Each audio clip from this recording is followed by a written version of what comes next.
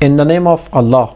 A statement of Council of National Resistance for the Salvation of Afghanistan regarding Taliban restrictions on girls and women, as well as welcoming the international community position against these recent actions by the Taliban. Following a conspiracy that involved both internal and external forces, the Taliban leadership oversaw Afghanistan over the past year, taking control of the system and focusing all its efforts on imposing various restrictions and depriving Afghan women and girls of their basic and primary rights, the rights that are emphasized and backed by religious texts. The Taliban prohibited Afghan women from working and living freely in the country. The Taliban's treatment of women is primitive, so their policies toward half of the population are contrary to Afghan women's rights and positions as a read in the text and interpretation of true religion of Islam. Additionally, their policies clearly violate human rights conventions and amount to gender apartheid. The Taliban issued over 30 orders to restrict and punish women, according to the findings. In addition, they eliminated related or effective institutions for women, including the Ministry of Women Affairs, the Independent Human Rights Commissions, and women's judicial institutions. As a part of their curriculum proposal for education and higher education, the Taliban have defined the place of women within the four walls of the home. Taliban militants recently closed university gates for the girls and banned women from working on non-governmental organizations. Before that, girls were denied education in schools, women were denied employment and social opportunities, and a misogynistic charter was created along their hostility toward science and reasoning. For the Taliban group, women's position has a different meaning in society, which is totally different from religious texts, Sharia law, the Holy Quran, human rights and treaties, and even the tradition and cultural foundation of Afghan society. From the perspective of the Taliban, women are defined as sexual slaves, the Satan tool, and it is this perspective that explains the superficial optimism in the international community regarding the reformation of Taliban mindset. The National Resistance Council for the Salvation of Afghanistan strongly condemns all orders of the Taliban against girls and women and considers it a source of shame. According to the statement, closing schools, universities, and prohibited women from working and participating in activities are irreligious actions that violate Sharia principles, human rights, and act of gender violence, and further elaborate.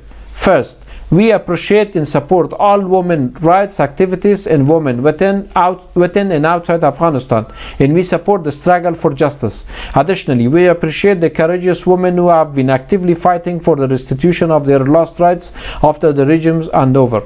We believe that the women's rights are not just about gender, they are a complement of security, well-being, comfort, and development. Second, the Taliban's restriction on Afghan citizens' human rights, especially for girls and women, constitute open discrimination, apartheid, the spread of extremism, and the isolation of Afghanistan from the outside world, and the establishment of breeding ground for terrorism in the region, which will result in serious calamity for global security. Therefore, we view the struggle to ensure the basic rights of citizens, especially rights, girls and women, as a universal effort and struggle. Third,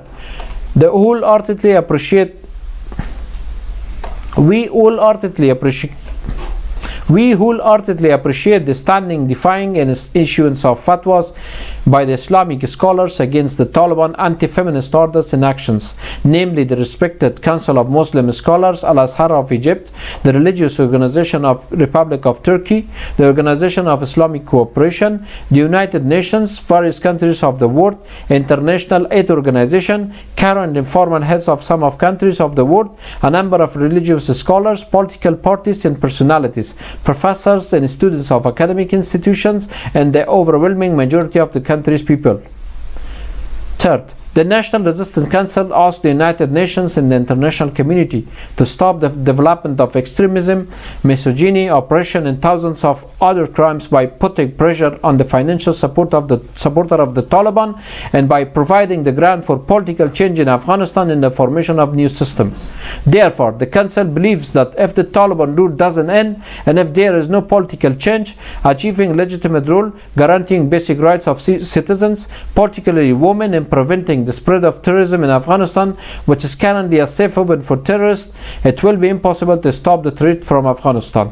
Fourth, the National Resistance Council thanks all the countries, organizations, institutions, parties, personalities, and self-sacrificing groups who have suing for restoring the rights of Afghan citizens, especially women and girls, and are showing concerns about the increasing extremism and abuse, as well as expresses concerns about the intensification of extremism and the abuse of humanitarian aid under the rule of Taliban, and emphasizes that neglecting this critical matter provides the courage for the Taliban to take other drastic measures. May God bless everyone. Thank you so much.